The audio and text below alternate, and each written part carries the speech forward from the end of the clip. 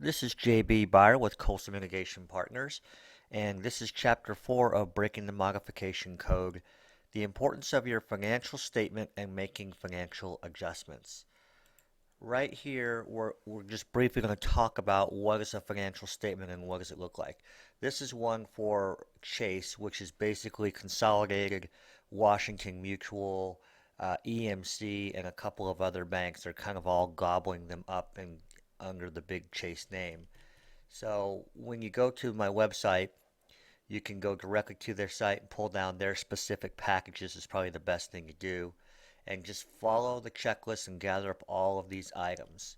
But specifically what we're talking about here is the financial information. And they're looking to see if you're working, how many borrowers there are, if the property is owner occupied versus non-owner. I believe the owner occupied modifications are going to take a precedence over the non-owners. But I have heard in situations that non-owners are getting modified recently. Basically, they're going to be looking at your gross income and a little bit of net income and all of your liabilities, most importantly. So not just your current mortgage, but your auto loans, your credit cards, your student loans, other installment loans that you have.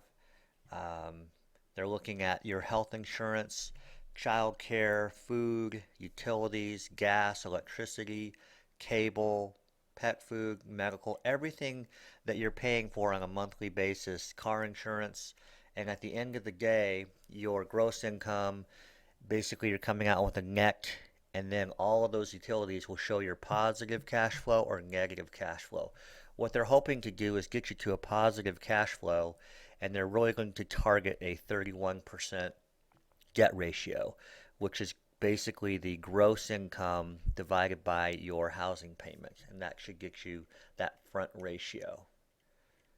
So on this other section of the Chase package, they're all pretty much standard where they're asking for what is your financial hardship and asking you to sign an affidavit that all the documents are true and correct, and they will be basically re-underwriting the loan as a full documentation, full pay stubs, bank statements, tax returns, everything. There will be a lot of government monitoring purposes for redlining, so they're going to be asking you a lot of the typical government monitoring questions that you see on loan applications. And they will also be requiring a hardship letter.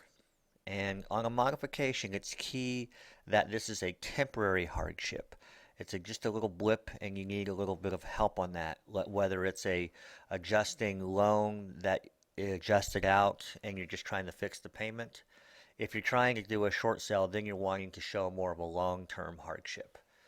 They are requesting the 4506T form, which is basically giving them permission to request tax returns. So when you're submitting your documentation, um, they will be basically cross-referencing that with the government transcripts of tax returns, in addition to probably pulling credit and basically matching up your monthly obligations to what you're putting on paper. And that basically is the financial statement in review. I'll go into a little bit more detail on the next module regarding making adjustments.